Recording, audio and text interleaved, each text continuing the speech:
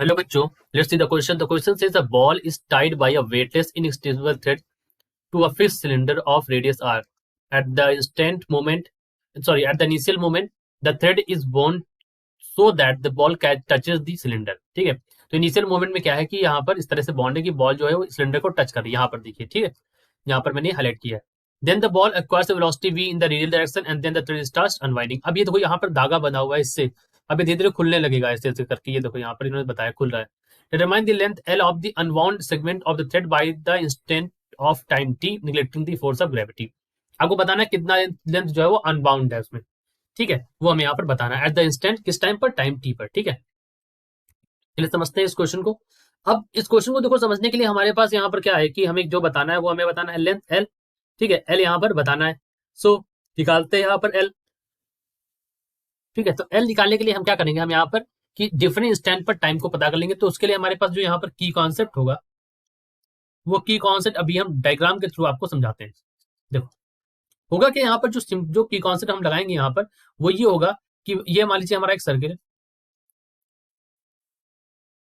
इस तरह की कंडीशन है, ठीक। यहाँ पर ये सेंटर इसका केंद्र, और यहां से ये एक बार थ्रेड की पोजीशन हम मानते हैं यहाँ पर है, ठीक, इसे यहाँ पर मान लीजिए, और एक बार यही थ्रेड की पोजीशन जो है वो यहीं पर इस जगह पर ऐसे v टाइम पर यहाँ पर, एक बार ऐसे एक बार ऐसे, ठीक।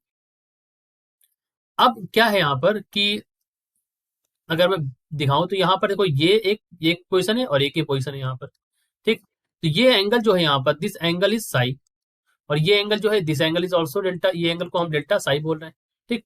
ये दूरी कितनी है आर।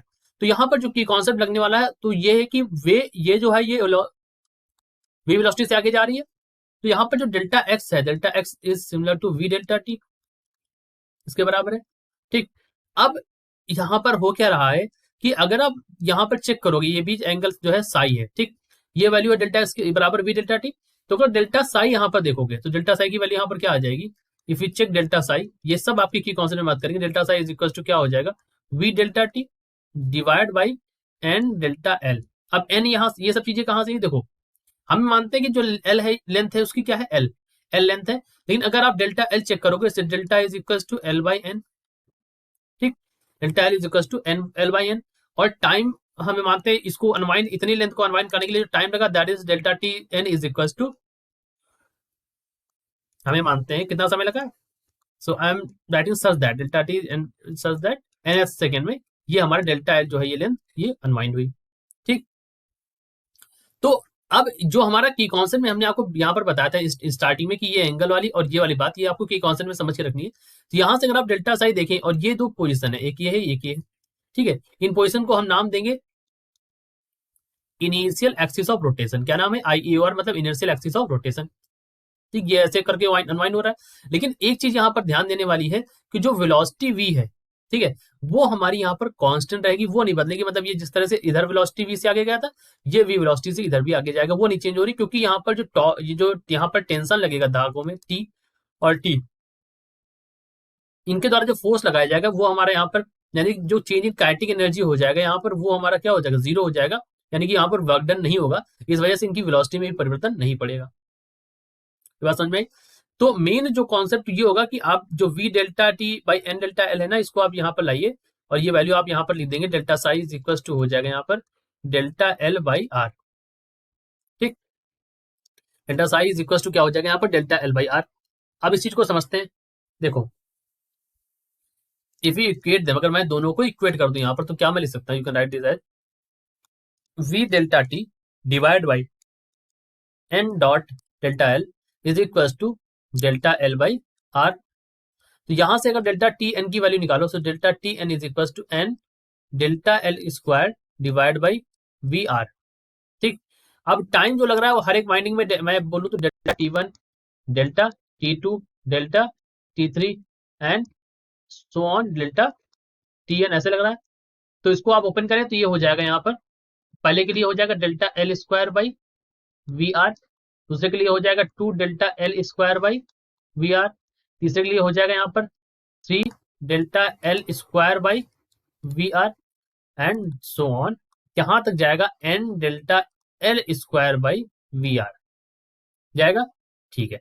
तो अब आप इसको लिख सकते हैं delta L square by V R, ये हो जाएगा, यहां पर हो जाएगा 1 2 3 एंड डॉट डॉट डॉट यहाँ एन तक का।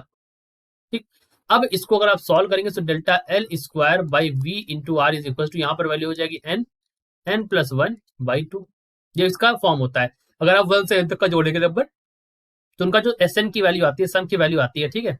ये अर्थमेटिक प्रोग्रेशन और ये सब यूज करके आप इसे यहाँ पर लगाते हैं, सीरीज सिक्वेंस सीरीज जो टॉपिक होता है मैथमेटिक्स का, वहां से निकलता है। सो एन एन प्लस 1, तो एन की वैल्यू अगर मैं यहाँ पर ले लूँ बच्चों इन्फिनिटी, अगर एन हमारा क्या है, एन इन्फिनाइट है यहाँ पर, तो हम कह सकते हैं यहाँ पर कि एन प्लस 1 की जो वैल्यू हो जाएगी, क्या हम उसको एन कंसिडर कर सकते हैं? बिल्कुल कर सकते हैं। तो यहाँ पर वैल्यू क्या हो जाएगी, यहाँ पर वैल्यू आ जाएगी delta L square V R, यहाँ पर हो जाएगा एन स्क्वायर बाई 2। और अब आपको पता है कि एल की वैल्यू क्या है, एल की value delta N L dot N, यहां से देखो एल की value delta L into N, ये वैल्यू हो जाती है। चलिए इसको करते हैं। अब मैं यहाँ स्टार्टिंग अपर यहाँ पे लिखूंगा ऊपर से। यहाँ पर देखो तो आपको टी की वैल्यू क्या मिल रही है, टी की वैल्यू आपको मिल रही है डेल्टा एल एन का whole square divide by 2 V R, ये मिल रही है। तो आप इसको लिख सकते हैं L square by 2 V R, ठीक, ये वैल्यू हो सकती है। तो टी की वैल्यू यहाँ पर क्या होगी, टी की वैल्यू होगी L square by 2 V are.